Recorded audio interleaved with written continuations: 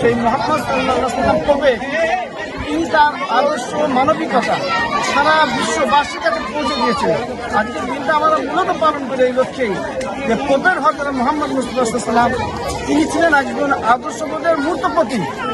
তিনি সারা বিশ্ববাসীর কাছে মানবিকতা সামাজিকতা সমস্ত কিছু পৌঁছে দিয়েছিলেন এবং পোপের হযরত মুহাম্মদ মুস্তাফা সাল্লাল্লাহু আলাইহি ওয়াসাল্লাম এই যে বার্তা শান্তির বার্তা দিয়েছিলেন আদর্শ বার্তা দিয়েছিলেন ডক্টর অ্যারিস্টটল, ডক্টর আউরেস্তিনাওয়াস, ডক্টর গিবন অসংখ্য দর্শনার্থ তারা স্বীকার করেছিলেন যে সারা বিশ্ববাসীর কাছে যদি একটা মৈত্রী বার্তা ভালোবাসার বার্তা যদি দিতে হয় সেটা হযরত মুহাম্মদ মুস্তাফা সাল্লাল্লাহু আলাইহি ওয়াসাল্লাম দিয়েছেন।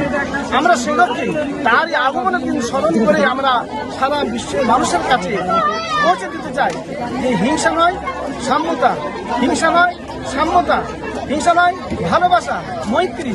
যে মুহাম্মদ মুস্তাফা সাল্লাল্লাহু আলাইহি ওয়াসাল্লাম আজ থেকে 700 বছর হিংসা শান্তি বার্তা ছড়িয়ে দিয়েছিলেন, আমরা তার উম্মত বলে দাবি করি এবং আমরা আজকেও আগামী প্রজন্মের কাছে শান্তির বার্তা পৌঁছে দিতে চাই, মানুষের কাছে মৈত্রী ভালোবাসা পৌঁছে যায়।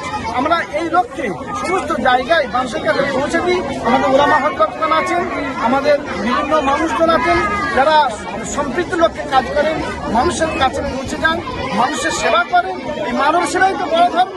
এই সেবার লক্ষ্যে আমরা কাজ করছি এবং ঐক্যবাদী চৌমাতার মহল্লাবাসী ইতিবাচক পদক্ষেপ নিয়ে সমস্ত মানুষের কাছে তদারকি করা যায় সেই পদক্ষেপ নিয়েছেন এবং আগামী দিন মানুষের কাছে শান্তির বার্তা সর্বত্র রন্ধে রন্ধে পৌঁছে যায় এটা কামনা করি। আমি আমাদের দিনার সভাপতি আলমিরা মাইনরিটি অ্যাসোসিয়েশন মহল্লাবাসী